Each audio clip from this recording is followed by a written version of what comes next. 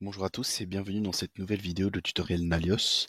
Alors aujourd'hui on va voir ensemble non pas un comportement standard d'Odoo mais plutôt un flux apporté par un développement qu'on a fait pour certains de nos clients.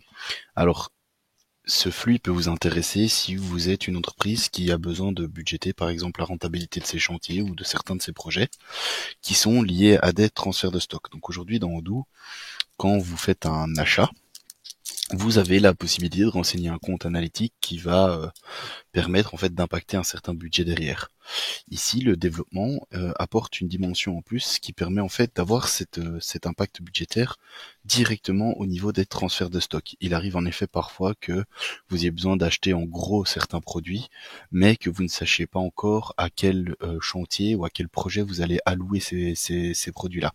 Et donc en fait, ici, le développement va permettre d'acheter en gros juste pour mettre dans le stock, et au moment où vous allez sortir votre article pour le mettre vers le chantier, de prendre en compte justement cet impact sur la rentabilité du projet. Donc je vous montre ceci dans Odoo, comment est-ce que ça donne. Donc tout d'abord en fait on va commencer par créer un projet. Donc ici vous voyez j'ai créé donc ça charge. Vous voyez ici j'ai créé chantier 1 et chantier 2, donc je pourrais très bien créer chantier 3 comme ceci et je crée le projet. Maintenant si je reviens dans ma vue des projets et que je vais sur chantier 3, on va voir qu'il y a deux choses qui se sont créées. La première, et c'est le comportement standard, c'est un compte analytique, donc là-dessus rien de développé. Mais par contre, au niveau de l'inventaire, quelque chose s'est créé au niveau des emplacements de stock. Alors si on retire le petit filtre, on voit que en fait j'ai un chantier 3 qui s'est automatiquement créé au niveau de mes emplacements de stock. Pourquoi? Parce qu'en fait ça va me permettre justement de transférer mes produits vers cet emplacement et donc de prendre en charge le coût à ce moment-là. Donc maintenant je n'ai plus qu'à faire un achat. Donc imaginons que maintenant j'achète chez mon fournisseur des éléments en laiton. J'en achète peut-être 10 pour 50 €, c'est parfait. Je vais confirmer ma commande, recevoir mes produits et je valide. Donc pour le moment, je n'ai pas encore renseigné de poste budgétaire ou de compte analytique. Donc là, j'ai acheté. Maintenant, mon chantier 3 va commencer et je sais que j'ai un certain budget pour ce chantier 3. Donc je vais aller créer un nouveau budget pour ce chantier 3. Hop, que je vais appeler chantier 3. Il a comme position budgétaire le chantier, et alors le compte analytique c'est le chantier 3, et c'est durant le mois de juillet. Ça tombe bien, on est en plein dedans. Et j'ai prévu un coût sur ce chantier de 10 000 €. Donc ça c'est mon budget. De nouveau ici, rien de développé, c'est le standard. Je vais l'approuver, comme ça il est validé. Et donc maintenant je peux commencer à l'impacter. Donc ici normalement j'aurais dû l'impacter, pour être exact, à la facturation de mon achat.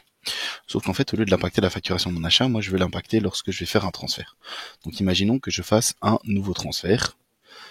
Ici, je vais donc aller dire que en fait c'est pour mon chantier 3. Maintenant, je sais à quel chantier je peux allouer mes produits. Et je vais sélectionner mon élément litho et je vais dire que j'en transfère 5.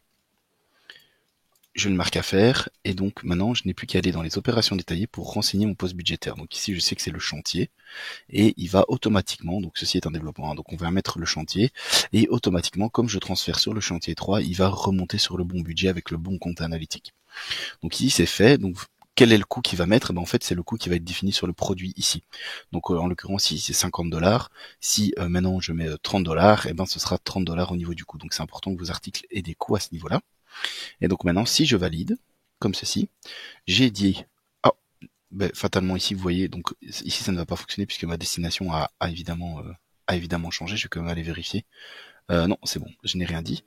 Hop, comme ceci. Donc à ce niveau-là, tout a été impacté. Et donc maintenant, si je retourne dans mon budget et que je vais voir le chantier 3, je vois que j'ai... ah ben non, j'ai bien raison, désolé. Hop, je vais juste retourner modifier mon transfert à ce niveau-ci. Hop, je vais aller voir mon transfert, c'est celui-ci. Et effectivement, vous voyez, il a été bloqué ici. Mais donc ce n'est pas très grave, hein, je vais juste le dupliquer. Je vais remettre bien le chantier 3 à ce niveau-là. Comme ceci, marqué comme faire. Hop, ici je vais aller voir, mettre mon poste budgétaire sur le chantier 3, ça ne change pas. Comme ceci, et ici je valide. Voilà. Donc maintenant que j'ai bien vérifié, donc bien vérifier que vous ayez le bon emplacement de destination, parce que vous voyez sinon ça n'impacte pas le budget. Et donc ici, hop, j'en ai transféré 5 à 50 $. On voit que j'ai un practical amount de 250 $, donc un montant réel de 250 $ qui a été impacté. Et cela me permet donc en fait, d'au mouvement de stock, d'impacter mon budget. Voilà, si vous avez des questions par rapport à ça, n'hésitez pas à nous les laisser en commentaire. Comme c'est un développement spécifique, c'est possible que vous ayez des questions sur le fonctionnement plus en détail. Donc n'hésitez pas à nous les laisser en commentaire. On essaiera d'y répondre le plus rapidement possible. Et nous, on vous souhaite une bonne journée et on vous dit à bientôt.